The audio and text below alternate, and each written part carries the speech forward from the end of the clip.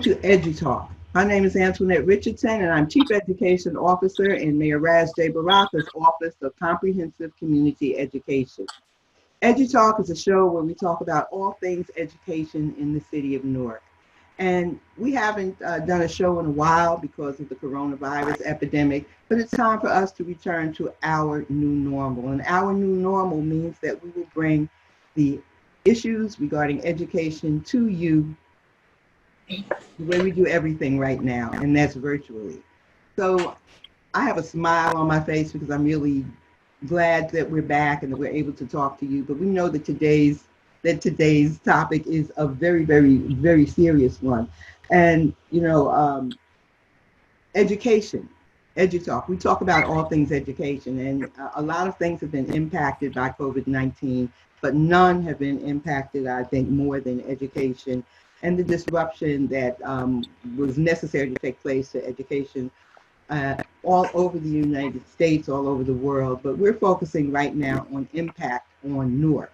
Usually on EduTalk, if you watched it before, we just have maybe 2 guests, no more than 3 guests.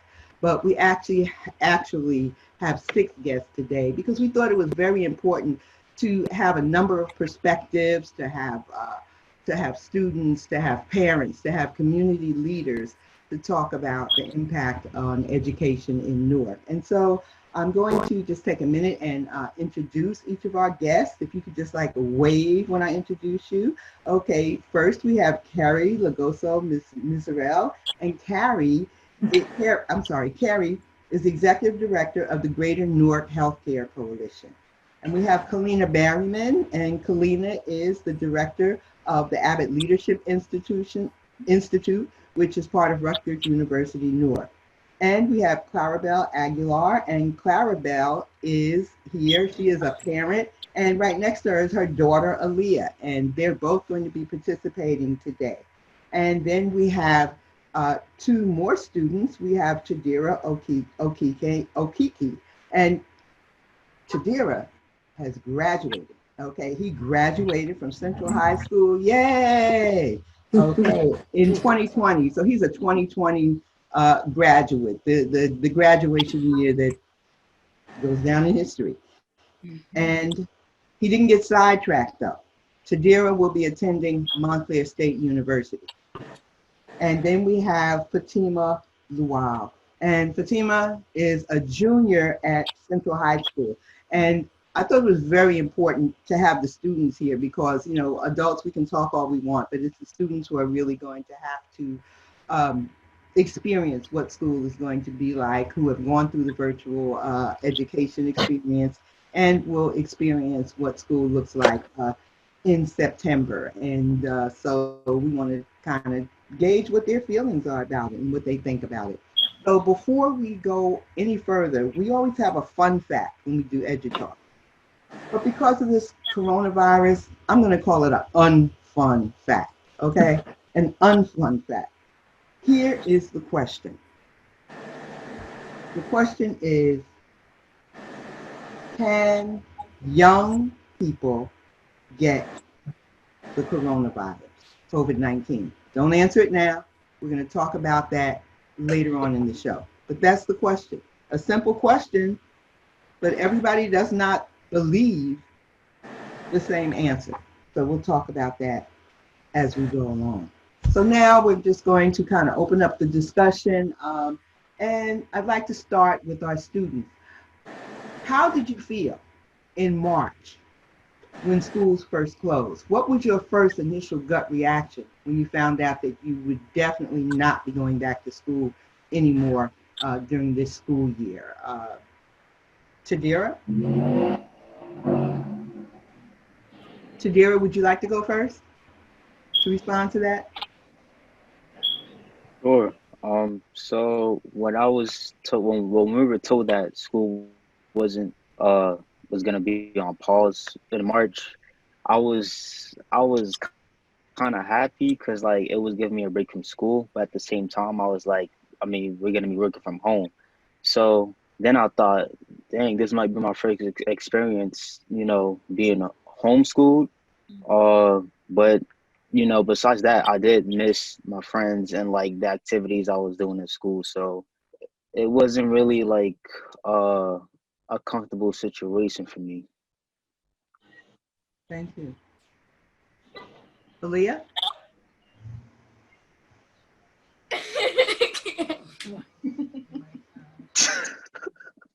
It's okay. How did you feel? Is that how you felt when you first found out you didn't have to go back to school? No, Okay. How did you feel? I felt mad Mm. because I like school. School is like my favorite thing to do.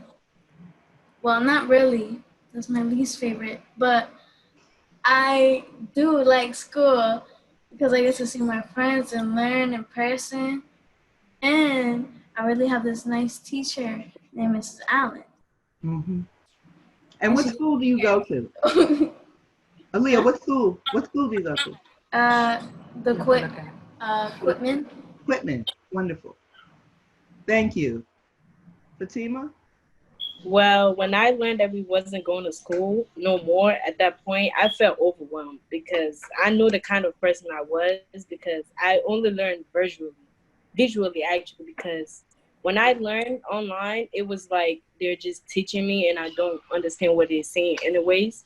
So I was overwhelmed with everything that was going on. I understand that. I'm a visual learner also for the most part. So I really understand that. So, hmm, hmm, hmm. Kalina, you are a community organizer, activist for parents and students in our city, but you are also a parent. So, can you speak to what that experience was like for you? Absolutely heartbreaking for me. My son is special needs. My son has cerebral palsy. He's 8 years old. He does not walk or talk. And in addition to a great deal of social development in school, academic development, attention, one on one attention in school, he also receives a lot of therapy in school. And so it was heartbreaking for me because I knew that working from home, I could not provide the kind of attention during the school day that his school provides. He has a one on one aide, he has about 4 therapists who see him twice a week. And so it was heartbreaking for me because I knew that, for months, even now that I think about it, for months, my son has not had the kind of education that he should have received. And I see some changes in him. There are some bright spots because as parents, we're resilient, right, Clarabelle? Like we make it work for our children. We do our best. But when I sign on to his virtual classroom, all I can see is these blocks are filled with parents whose children are not being serviced as they should. And so it was a very heartbreaking experience for me. Um, and I'm not sure what the new school year will bring. I don't know if we have an answer, but definitely I know that what the other young people talked about was that social interaction, and that's what my son definitely missed out on. Thank you. And were you trying to also work from home at the same time? We're trying to Full time because I got kids. We service young people in our programs. We service families, and I knew that now was a time when our families and our students needed us most. So we still are providing the whole time after school programming. We're still providing tutoring. We're still providing college help. We're still providing workshops for families. So I'm simultaneously trying to give full care to my son. He does not walk. I have to feed him. I have to, so for special needs parents, in addition to school, we had to be full-time caretakers and work from home. So I'm tired, y'all. I took a nap right before we came here. I was getting ready to say, you have to I wasn't be able exhausted. to. You deserve a gold medal. And Clarabelle, how was it for you? It was very overwhelming because I had a newborn. I had a baby in December, at the end of December. So around that time, he was about 3 months old, and I have a 2-year-old as well who actually receives speech therapy with like early intervention. So I had to do the meetings. I have to do the meetings with him virtually through Zoom. I had to assist her. I was lucky that her teacher is a very great teacher. she would put everything, as easy as possible for them to understand. If they didn't understand, she would have them, email the teacher or text. Even I used to text the teacher if I didn't understand something. She was very helpful. So I had to juggle all three, and it was like really, really overwhelming. And then I started working from home again. Right. I started work. I didn't go back to work because of the pandemic, but I started working from home. So I was doing all of that. A gold medal to you also, a gold medal to all of it. It was overwhelming, but So, we Carrie, got through. I'm sorry? I said we got through.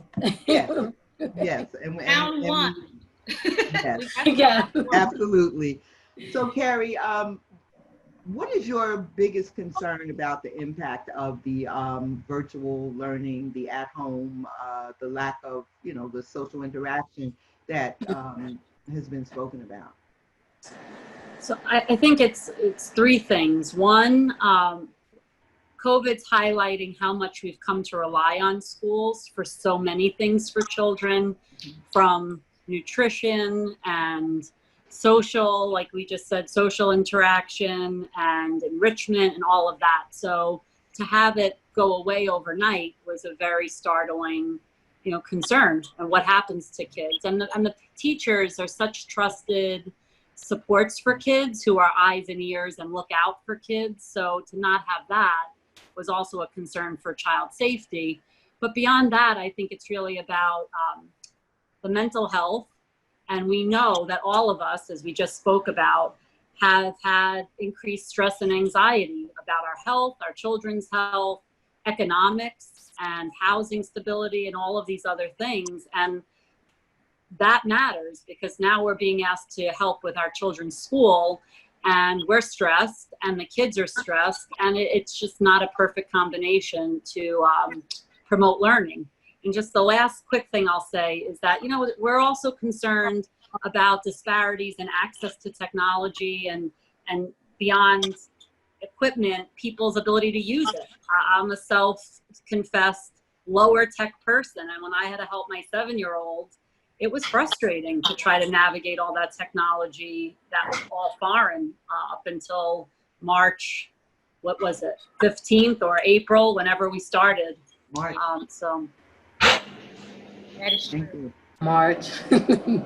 Thank you. And now we're in the summer with a lot of summer programs or virtual programs because we're just not ready. We're just not prepared. The conditions just aren't there yet to go back to in-person programming. We still have the summer to get through, but everyone is thinking about September and what the next school year holds. So I'm just wondering if we can kind of think about what our feelings are about that. What concerns do we have? And I don't want to put everything in the negative because certainly there are some very positive implications about going back to school physically, but there are also concerns. So could we speak to that? Fatima, would you like to start? Like, what are you, if we go back in person, which I think is the plan, then even whether it's full-time or part-time, like what do you feel positive about? I mean, what are your concerns about that? Well, I feel positive about going back to school because now I could learn more myself. Like, I understand what my teacher's telling me right in my face and stuff like that. And one negative thing is that most extracurricular activity will be shut down because there's no social distancing in most of them. And we also it's more helping than learning virtually. Do you think there's a way to do some extracurricular activities safely in person? Well, one of them that I do is speech and debate. They're going on, but it's gonna be virtually because we cannot go in person because most of them are out of Newark or out of Jersey, so they're done virtually. So that's a little bit helping than the rest of them. Sports, most of them we have to, touch each other and all that, so we cannot continue all that. I'm glad you said speech and debate, because I can see where, although you would still be able to do those activities virtually, there is a lot lost in not being able to travel to different universities and, meet with other students all over the country, even between, the debate round. So I can see where the experience would be very different.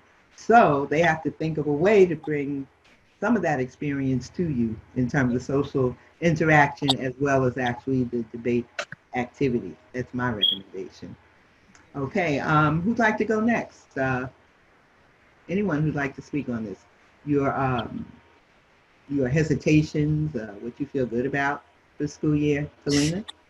I received a survey. Me, Kalina, director of the Abbott Leadership Institute, education advocate, all up in everybody's educational business. And I got a survey from my son's school that said, am I coming back? And I couldn't fill it out. I replied and I said, I'll let you know when it gets closer to September, because I can't imagine. I am having a hard time imagining in-person schooling right now. I'm having a hard time as a mother imagining sending my child to a school when this is still happening.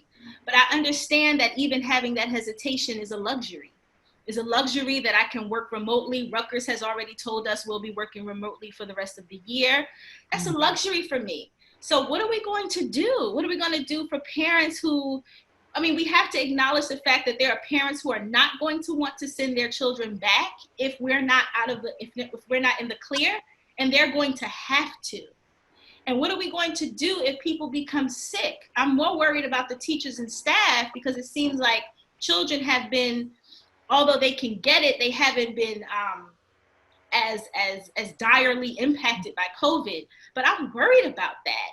I know that for remote, if we continue with remote, I'm doing my job remotely, but I have 3 computers. I have this one, I have this big, beautiful one here to look at documents. If we are not prepared to set up every single family with a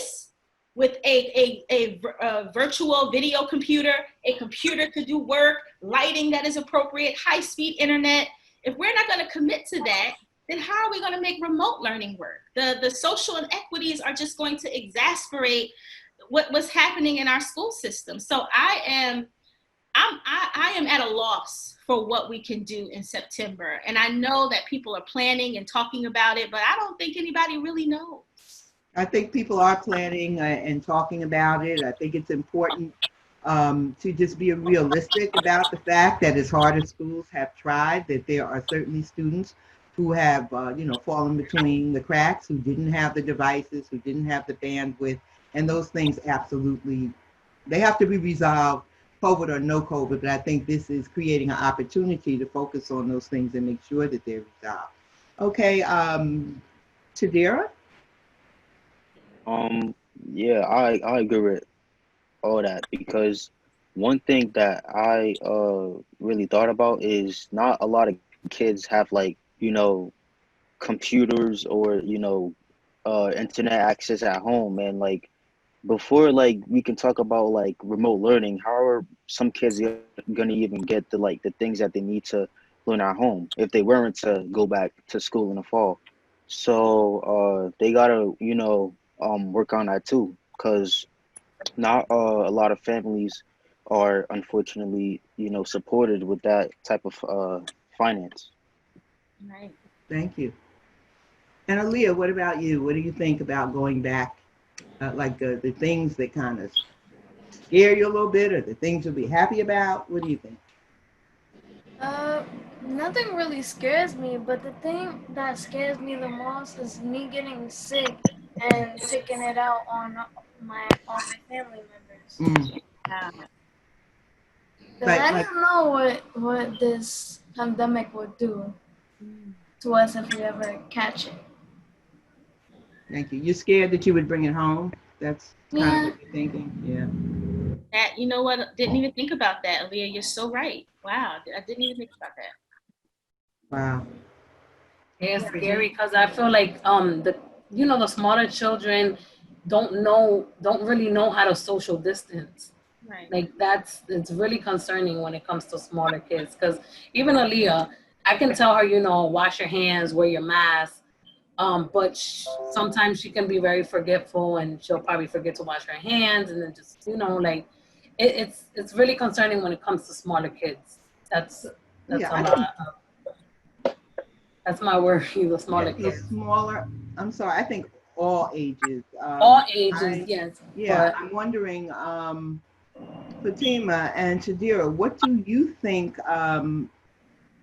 the possibilities are for mask wearing consistently and for social distancing on the high school level? Is that a realistic expectation? Will the students be able to self-regulate? What kind of a situation do you think that might cause? And I know some high schools don't have that many students. They may only have a couple of hundred, a few hundred students.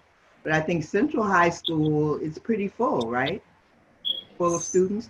So how do you see that actually working in a school such as your school, Central, or other schools that are basically functioning at capacity, that have a lot of students? How might it work?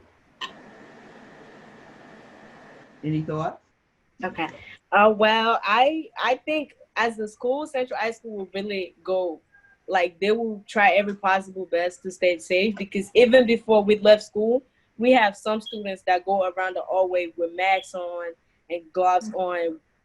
They don't even know what's going on at that time. They just had something called COVID-19. They didn't know, oh, we're not going to go to school next time. We're not going to do this or that. But they still, because of what they heard, they still wore masks and gloves around the halls. They just thought it was fun. But now that they know about it, I feel like when we go back to school in the fall, they will social distance and try to stay safe.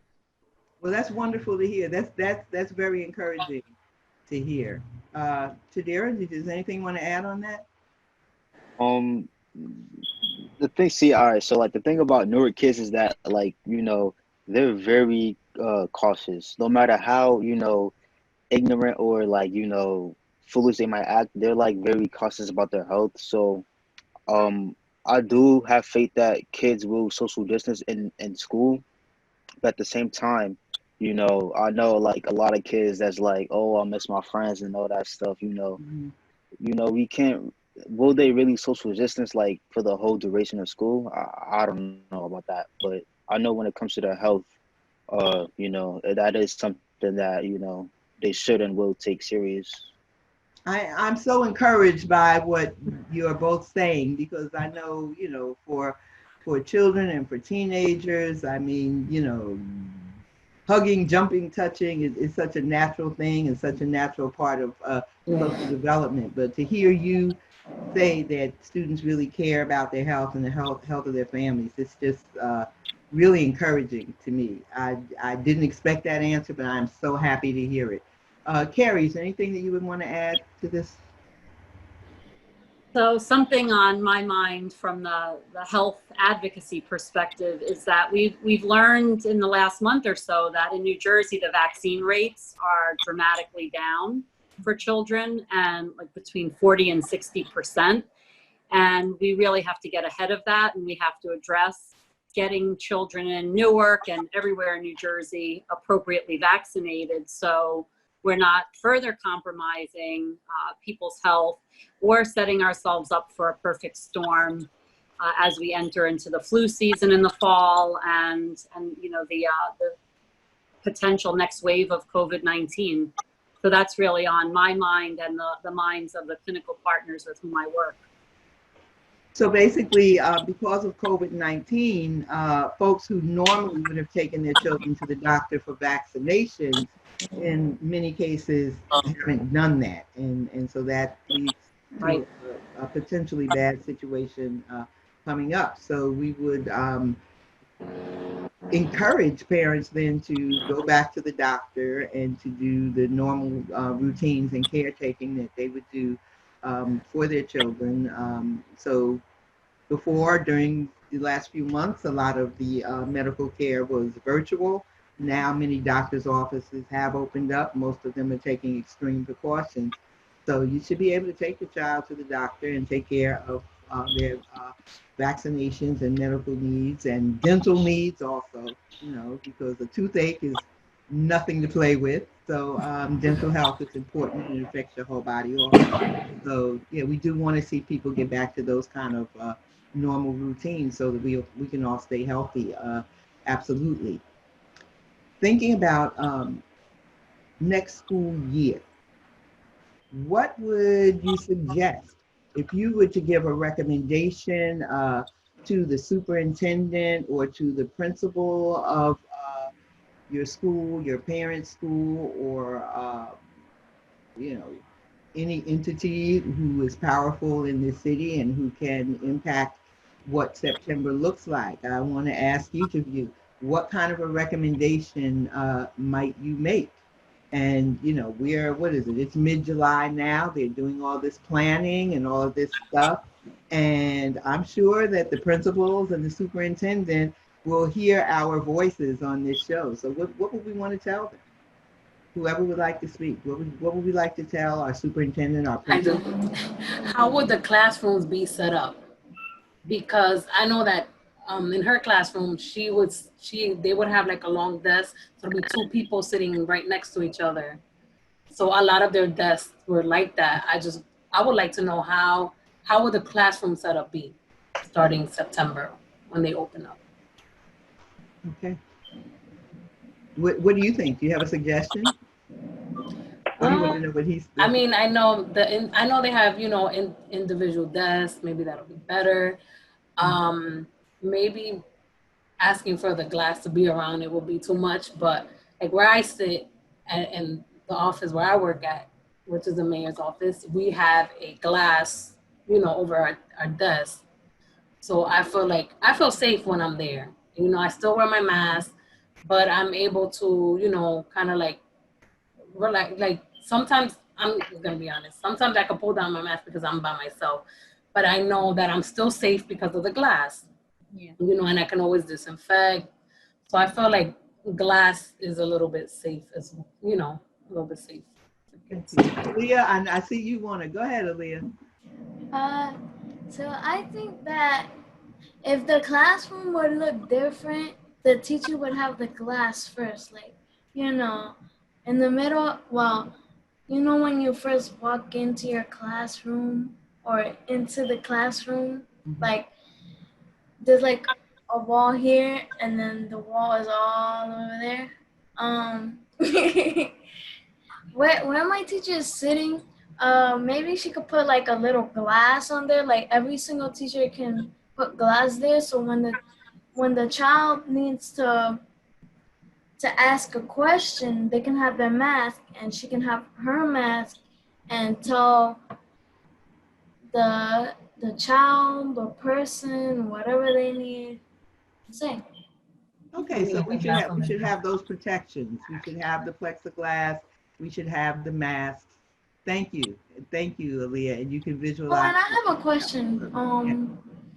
Will the kids actually like listen to the saying 6 feet? Because some people do not know what 6 feet means. Let me tell you something. There are a lot of adults who are having a hard time measuring 6 feet.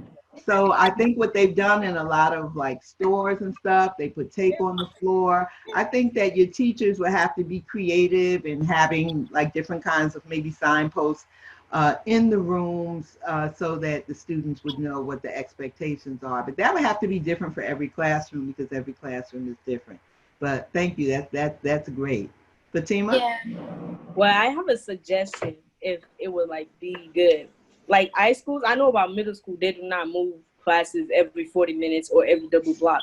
But high school, we move every 40 minutes. How are they gonna make sure we sit in the same place for 40 minutes and then move to another place, which we don't know who was sitting there, or like if they were contaminated or nothing, and we move to the other seat.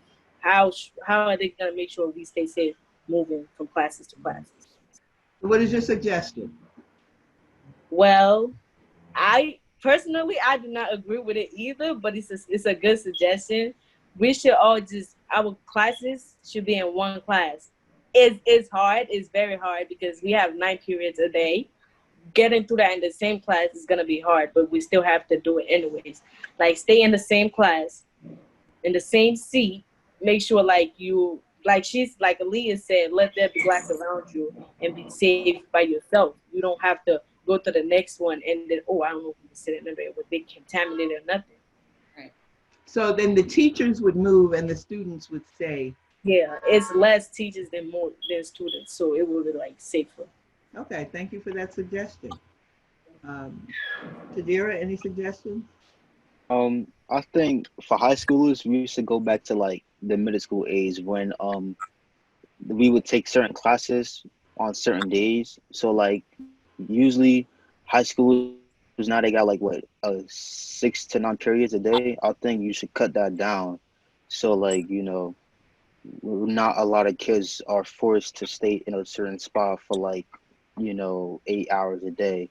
So kids that usually leave at 1, I think that would be nice if everybody left around the same time earlier, so it's less possibility of non-social distancing, and maybe do a hybrid, maybe some at home learning and some in-person learning. Okay. Anyone else on that? I think it'll be important not to take a one-size-fits-all approach, and really for the schools to assess the students from an academic and also from an emotional health, like where are they at and what are their needs, so that things could be tailored more individually. And I think similarly for the staff, because we want to make sure we're supporting the education staff for the long haul and not just one size fits all again, and they're all expected to do that one strategy. Thank you. So looking at the idea that there will probably be some at-home learning still going on in September. I don't know. I haven't seen the plans. But if there is, what additional supports do we think that the school district can give to parents and students? We already talked about the devices, adequate devices in each home. We talked about increasing the bandwidth so that everyone is able to actually get online and stay online and do what they need to do. And people are talking about those things and how to provide those things. Is there anything else? Is there anything else that schools or the school district might do to help support at-home learning? I know I've been thinking about this a lot and people have asked me a lot. One thing is some in-home support. I'm not sure why, if teachers or aides or therapists are willing to do some in-home servicing, that it couldn't happen, especially if we've loosened a lot of the restrictions on eating and things like that. I would rather have the option to have my son's physical therapist or speech therapist or aide come into the home under certain guidelines that I would have to meet so that he could receive service. That is something I think we should begin to explore if we have to go into virtual learning. I think that there should be a fund set up. There have been funds set up for businesses. There have been funds set up for all other entities. There should be funds set up for parents to apply for the things that they need. So if parents need access to more technology, they should be able to apply for those funds or for that hotspot, for that computer, and maybe have someone who is a teacher or an after-school provider to vouch for the fact that they really could benefit from additional supports. And lastly, I think that every school should make a back to school list. I think instead of buying clothes for our kids, like I know we normally might do at the beginning of school, we go back to school shopping. Well, we need our schools to give us a back to school list. This is what you need for in-person. This is what you need for virtual. Here are the things that we will provide as a school and as a school district. Here are the things we would like for you to get. And if there's anything on this list that you cannot get access to, we will help you to get access to those things. We need to know. I didn't really know what my son was going to need to make it work. Thankfully, I'm able to quickly adjust and have resources. My job sent me a laptop, but that's not always possible for parents. So that would be just let us know what we need so we can prepare. And one last thing, Tony. If we're going to go back to school, there should be virtual tours.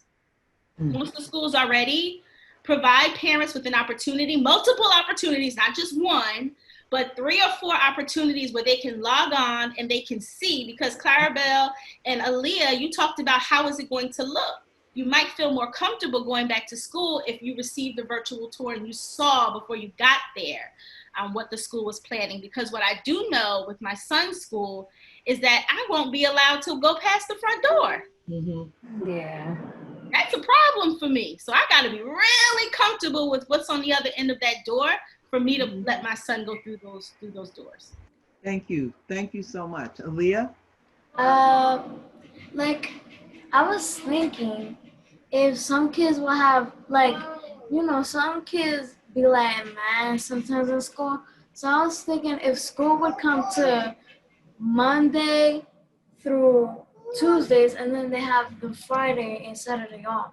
I mean, For Friday. wait. I think I got that wrong. I think I got that wrong. No, You I got know. it right. We got you.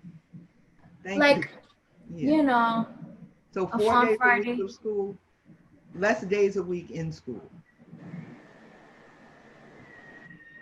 I think, just speaking as a parent, maybe more than a professional, it would be nice if there were skill building resources for the parents. Everything from technology and how to navigate these different platforms and things like that, to communication and patience, because people are called to be teachers.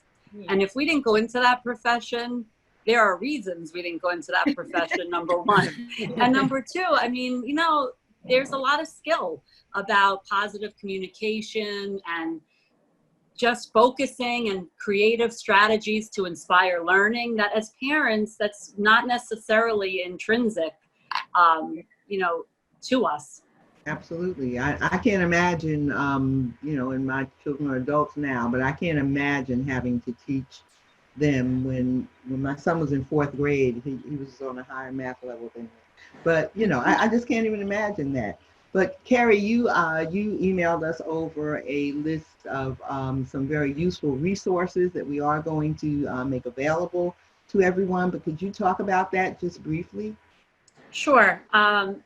So our go-to, we always refer people to the CDC, American Academy of Pediatrics. They've put together some helpful resources about considerations we should be thinking about to ensure health and well-being. And then in New Jersey, the Statewide Parent Advocacy Network, SPAN, just recently sent me over a question guide, key questions that caregivers and concerned adults should be asking the schools before they reopen. And so I found it, a potentially really helpful tool that we can spread around for folks to advocate and learn as much as possible, so we feel comfortable as grown-ups entrusting our children back into the education system. Thank you, and we will make sure that everyone gets access to that resource. So if there was one thing that each of you would say, whether you would say it to a student or to a parent, what is one thing that you would say to help us get through this summer? What would you say to parents about their child's emotional well-being or their academic well-being? Students, what would you say to your peers about their emotional well-being or their academic well-being during this summertime? If we could just think of one thing, like what would that thing be? What's really important that we do right now before September? Anyone? Communication. What do you mean? Elaborate. So yeah, academic purposes, it never hurts to hope to ask for help from your friends or even your teachers or other mentors you have. And as far as like the other aspect of health and stuff, I mean, just like I said, ask for help. Communication helps, because if you don't say nothing, then like people are gonna think that you don't need help. So I think communication is a big factor. Thank you. What kept you going? What kept you from getting discouraged? What made you keep with your college plans and not just say this world is crazy, I'm done? What did that for you? Kadir, what did that for you? Um, what did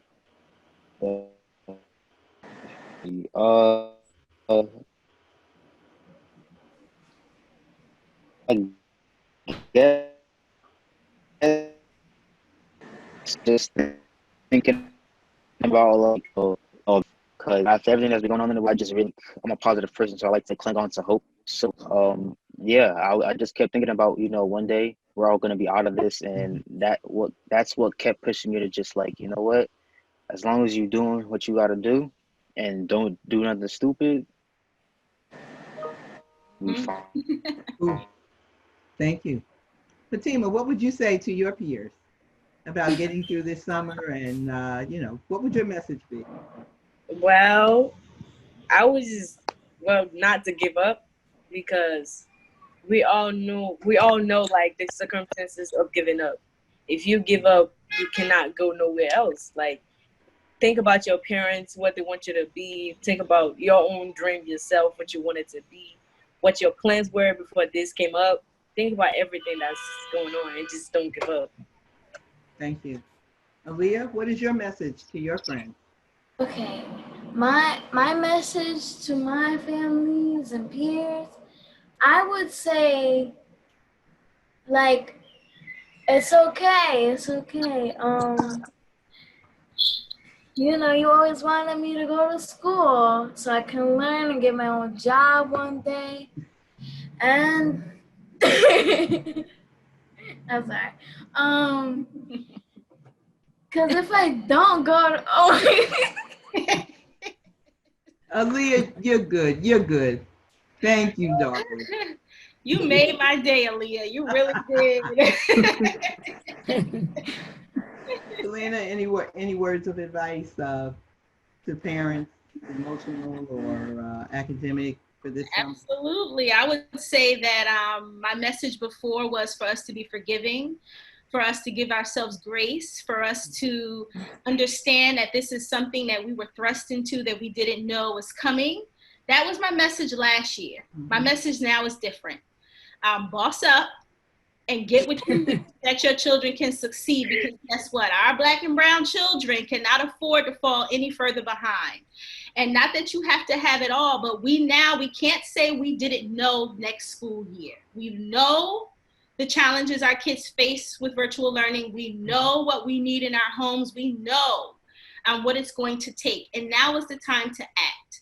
So take this time, do an inventory of what you need and advocate for those things. Go to your council person, your whoever, advocate. And one of those things may be some emotional support. Some of our kids are stressed and they need counseling. Some of us parents need counseling. So whatever it is that you need for your children to be successful is what you need to try your best to get. There's not going to be any more grace this time. We got to figure it out. So that would be my point. Thank you so much. Carrie, any Yeah, I agree with everything that's been said, and just will add, this really reveals how interconnected we all are and fragile. And I think we have work to do to not be so fragile in the health space for sure. This COVID-19 has really peeled back a lot of health disparities that many people were aware of, but not angry enough about maybe. And I like Kalina's approach about like, let's use it to fuel change. But also I think the interconnection speaks to the need to sacrifice and just like kind of getting perspective that yes, wearing the masks and all these other things like 6 feet apart and all these other inconveniences, but we really got to look at ourselves as one ecosystem or one family, and these are but small prices to pay to stay in this gratitude space where we're healthy, we're well, and we're alive, which is not the case for everyone. A lot of people have experienced a lot of loss. So I think moving forward, grateful for our health and protecting it is something that will help us, get through this. Absolutely. And I'd just like to add a word here. I know a lot of parents, I hear frustration, Carrie, what you said about, being a teacher, that it is something that people are called to do and trained to do. And, to then do it because you love your child, you don't want your child to fall behind, but it's not necessarily what you were called to do or trained to do, is a very difficult thing. So, Kalina, while I hear you saying kind of get hard, I'm going to say kind of get a little soft for the summer. And when I say that, I Yes. mean that it's very important that we also find ways for children to have fun. Mm-hmm. So and the other thing I think that can sometimes in this kind of situation where the parent is now the teacher is that getting the answer right may seem like it's the most important thing, and the child not being able to do certain work might seem like the most frustrating thing. But just to keep that in perspective, the education doesn't take place one day for one assignment, that it takes place for a period of years and years and years and years. And just like we expect teachers to have patience with our children, that even at home that we have to have patience. We have to have patience also, because I know it's a very frustrating situation. But summer is the time to try, to have some fun, within bounds, following the rules, but also looking at the fact that small children need to move. It is not natural for them to sit still, and that we have to find ways for that to happen, even in this situation, and even in a learning environment. No child should be sitting still, for 6 hours. Guess what? We can't do it, so we shouldn't make children do it. Is kind of what I think. So we're going to go back now. I want to say thank you to everyone. I'm going to do the fun fact. I'm going to talk about the fun fact. Then I'm going to let everybody come back for like a little 30-second closing. If there's anything that you want to say that you haven't said, you're going to have the opportunity to do that.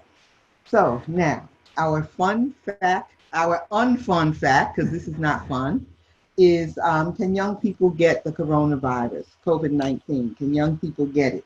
And not to go into detail about why some people think that it, only affects certain races, certain ages, and all of that. The fact is, and numerable reputable sources tell us that there is an uptick in coronavirus among young people. Okay, and less in children, but there are children who are getting it. In the age range of teenagers up through young adults who think that they can get it, who think that they cannot get it, they can get it. Okay, so there's an increase, and I'm not going to give you the numbers because the numbers change every day, but there's an increase in young people being infected. There's an increase in young people who are being negatively impacted, meaning more severe cases. And the reason for that has to do a lot with the lack of social distancing and the lack of wearing masks. So not doing the things that we've all been advised to do. And as Aaliyah alluded to, that young people can be asymptomatic, meaning you don't have any symptoms, you feel absolutely fine, but you do have the coronavirus, and that you can bring it home to the people who you live with and who you love and who take care of you, your parents and your grandparents. So there's reason for us all to really be careful, no matter what age we are, and to learn to self-regulate, which is the hardest thing, to learn to self-regulate and to be conscious every time you walk out that house of whether or not you have on a mask, whether or not other people have on a mask, how far, or how close you are to people, that we have to really keep that in our consciousness without driving ourselves crazy, but just to simply make it a part of what we do every day. So I want to ask everyone if you have, let's go around, if you have a final like 30-second thought before we close out EduTalk. This is your moment. Floor is open. I think something that Carrie said really stuck with me, and I would like to reinforce that as my final thought, is how interconnected we are. And I just want to challenge those who don't have children, those who are in high school and a little older, those who are in college. Parents, we need you. We need you to help us with these kids and this remote learning. So if you don't have children, check on someone that you know it may be overwhelmed. If you're older, check on your cousins. Agree to help in this time. We are being asked to keep a normal routine in a very unnormal time in history. And so we need more support. And so if, you know, we are interconnected. If you have someone in your family who might be falling through the cracks, who doesn't have access, some of this stuff is village stuff, and we need to check on each other. So if you don't have a child that you're trying to get through this, and you know someone who you can help, commit to them next school year and help. You can help me. Write that book. Kalina Berryman, write that book. Okay? Write that book. Yes. Anyone else? Final thoughts. I'm going to repeat that. Please don't wait and vaccinate, because we need kids going back to the doctor. And I will say too, our city Department of Health has been really creative and committed, and they're taking the lead in organizing even some community vaccine opportunities for August and September. So we're going to be getting the word out, but really just trying to reassure parents that it's safe to go to the doctor. And beyond the vaccine, which is centrally important, doctors or providers, nurses, all of them are important even to check on kids' development and other child, emotional, physical, and parental, because they'll help, identify where parents may be struggling. So we want to make sure that people feel safe to go back and get that kind of routine care again. Thank you. Anyone else? Last thought? So all I gotta say is keep social distancing, keep wearing masks, because as a state, New Jersey is actually doing very good at containing the virus. And even though we're worried about a second wave, we can still try to prevent it if we just keep on following the rules. So all I gotta say is don't let up, and just keep on doing you. Thank you. Thank you. Newark has a Mask Up campaign, and people are getting really creative with all these masks that they're wearing. So they're making it kind of a fun thing, not necessarily like a punishment kind of thing, which is really great. And the other thing we didn't talk about was testing. It's very important to get tested, particularly if you have been anywhere in a crowd, or whether you had it on a mask or not. If you've been in a crowd, you need to get tested, and you can go to the City of Newark website and you can see all the places where you can get tested at no cost to you. And it's important to do that, and it'll give you peace of mind also. Fatima, any final thoughts here? Well, my final thought will be that we should not forget that COVID-19 is real, because some people are out there partying, going to the beach, having fun like it's nothing going on. Please remember, there is COVID-19. It's real. That's all I got to say. Thank you. Aaliyah or Clarabelle? I would say parents, try to educate your kids how to social distance, how to wear a mask, to wear a mask at all times. And pretty much that's all I can say. Thank you. Aaliyah, you can close us out. Nothing. Aaliyah, you give us like a big wave, and that'll be cool. Give us a big wave. So thank you all very much. And to those who are watching, thank you very much for joining us for EduTalk. We have some really exciting programming that will be coming up soon. We're going to invite some, I won't say any names, we're going to invite some folks in education who have some decision making power in terms of what happens in the school next in September. So we're going to invite them so we can get an update and get their perspective, and that'll happen before school opens. We're also going to do a segment where we're going to deal with some of the social justice and racism and equality and equity and all of these issues. We wanted to really focus this program specifically on the impact of education, but there's so many other things going on that intersect, it all intersects. So we're going to be exploring some of those other realities as we move along and as we continue EduTalk. So Thank you again. My name is Antoinette Richardson, Chief Education Officer for Mayor Baraka's Office of Comprehensive Community Education. And please keep watching EduTalk. Hey. Bye.